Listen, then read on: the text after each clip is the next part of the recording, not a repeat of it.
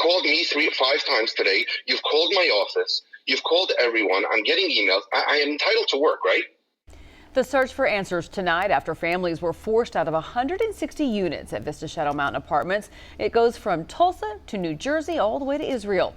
The complex was deemed unsafe by fire marshals in large part due to the damage caused by flooding during the winter storm when pipes broke. The company's so buried in LLCs, it's nearly impossible to find out who's really in charge.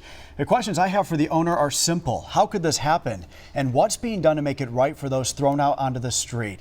But I quickly discovered answers will be tough to come by. 3 Points Realty Group is based in New Jersey, and its portfolio is impressive, with apartment complexes in Houston, Chicago, Atlanta, and New York City. This is a look at its executive team, but good luck getting a hold of any of them. We'll talk about that more in a minute. At the top, founder and CEO Michael Sabo. According to his bio, Sabo started the company in 2011, a company that has now acquired more than $450 million in multifamily properties with 4,000 units scattered across the United States. The only property 3 Points Realty owns in Oklahoma, Vista Shadow Mountain, which the Tulsa Fire Marshal shut down on July 23rd. I've not seen anything like it. Andy Teeter has been with the Tulsa Fire Department for 27 years, and he tells me he has never seen a property worse than the conditions at Vista Shadow Mountain. Like more than one unit of sheetrock was missing. 25, 50, 70, 80% of the sheetrock missing. Down to the wooden studs and with exposed wires. Teeter says if there was a fire, an entire building would go up into flames in minutes. A life-threatening danger that left his office with no other choice but to issue a 30-day notice for everyone to move. It has now been nearly 3 months, and many are eager to learn what the plan is moving forward. We need them to come up with a plan from a design or building professional that's an evaluation of the entire complex and what needs to happen to bring it up to where it's livable again. So, have they presented a plan to you yet? I've not seen one. In an effort to get answers, I started climbing the ladder at 3 Points Realty Partners, starting with Andrea Ferber. Yeah, so I'm just the bookkeeper. Okay. Can I give you my email and I will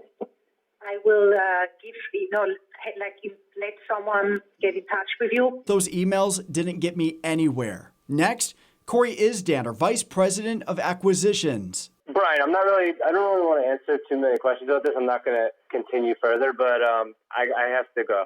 Corey says he hasn't worked for 3 Points Realty in more than a year, but one person we know is still on the job, founder and CEO Michael Sabo. Sabo's also the CEO of Cityr Group with international properties, many of them in Israel. You've called me 5 times today. You've called my office. You've called everyone. I'm getting emails. I am entitled to work, right? Sir, you told me last week that there was going to be... And I did, and I relayed the message to who is taking care. Then I will follow up with them. It could be they're not ready to call you, or they're not in a position where they're ready to do an interview. Would you be willing to do an interview? No, I will not. There are people who are handling this matter. I forwarded the message to them, and they will get in touch with you. With no answers from New Jersey, we tried closer to home. Michael Sabo's team hired Stephen Gray with Sterling Oaks law firm here in Broken Arrow. Stephen declined my numerous requests for an in-person interview. I was locked out of the office today, but I was able to reach Stephen by phone.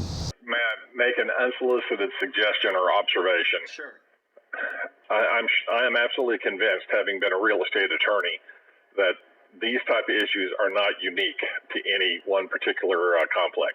That unsolicited suggestion or observation, Stephen Gray and those at Sterling Oaks Law Office didn't want you to hear, according to his assistant, Margaret. We do understand that it was a recorded conversation, but we honestly do not want you to use any of that. And we're trying to be as cooperative as possible, but if you could please respect that and just, we're just trying to get stuff done here, and it's just kind of rude of you to be pushing this on us. And we gave Michael Sabo and his legal team one more opportunity to do the right thing and go on the record, even to say they disagree with the decision by the city's fire marshal to force everyone out. And this is the response we got when I tried one more time to get even an organized written statement from attorney Stephen Gray with Sterling Oaks Law Firm. Listen. Brian Dorman, were you from the news? I am. I'm with News on 6. Okay, I'm sorry. We really don't want to make any comments. Okay. I'd really like to speak with Mr. Gray if he's available, please. I'm sure you do, but he has said before that he doesn't want to speak on the matter. So I'm really sorry I can't have you talk to him.